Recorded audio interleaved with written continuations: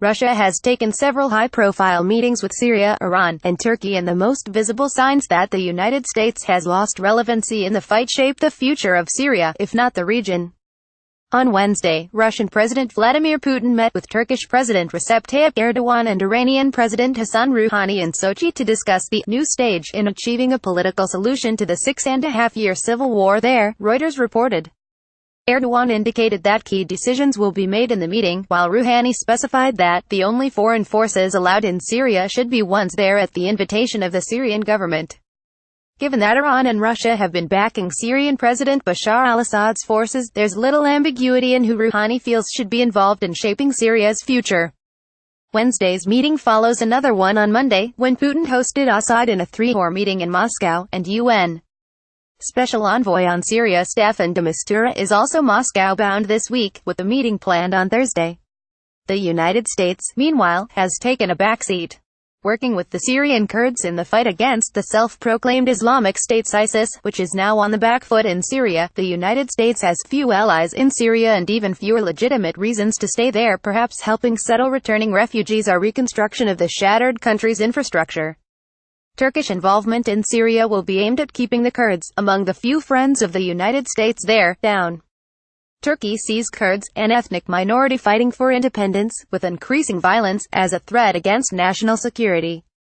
Putin spoke to President Donald Trump on Tuesday in a call that covered a range of topics, according to the White House, including moving forward with a U.N.guided effort to bring peace to Syria.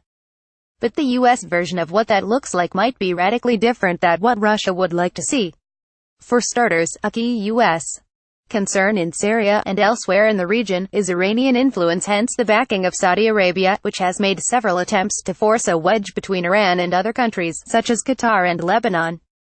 In an Arab League meeting in Cairo on Sunday, Saudi Arabia tried to galvanize support of Sunni neighbors against Iran. According to the Associated Press, Arab League chief Ahmed Abul-Gheit said the group would be briefing the UN Security Council on their concerns. "We are not declaring war on Iran at this stage," he said. Where the United States stands on this is clear. Trump's cozy and lucrative relationship with Saudi Arabia is as open as his loathing of Iran. He's been trying to undo the 2015 Iranian nuclear agreement since taking office, has employed heated rhetoric against Iran, and has imposed new sanctions over the country's ballistic missile program. It's also worth noting that the U.S. military presence in the Middle East has increased by 33% over the past 4 months, according to Department of Defense figures.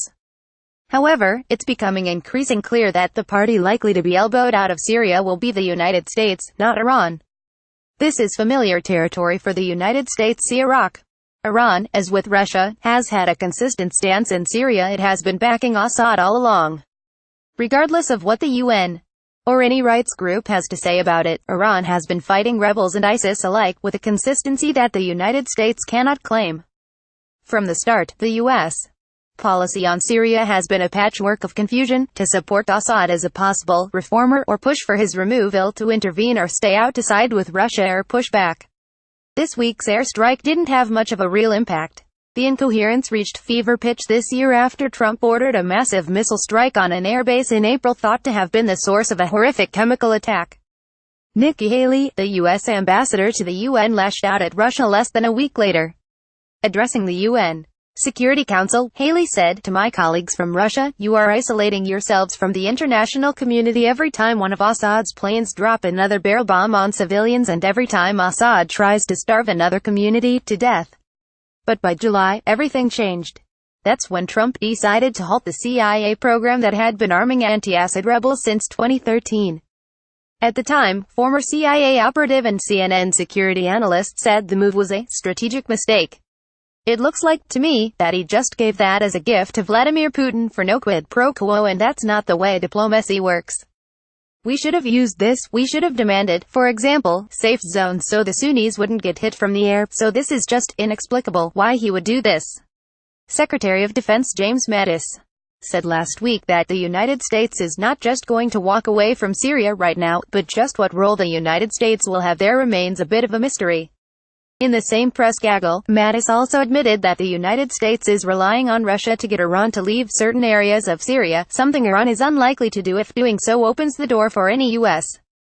influence or control there. When Mattis was asked what kind of leverage he thought Russia has over Iran, he replied, "We'll have to see." He might be holding his breath for a very long time, because it's unlikely that Syria will move forward with any peace plan that will include U.S. presence, even if that presence is strictly to keep the Iranians in check and support the Kurds. A day after Mattis' comments, a statement released by Syria's foreign ministry last week said that the United States had no legal standing to remain in the country, saying the presence of any foreign military without the consent of the Syrian government constituted an act of aggression, and a gross violation of the Charter and principles of the United Nations. The statement called for the immediate and unconditional withdrawal of U.S. forces from the territory of the Syrian Arab Republic.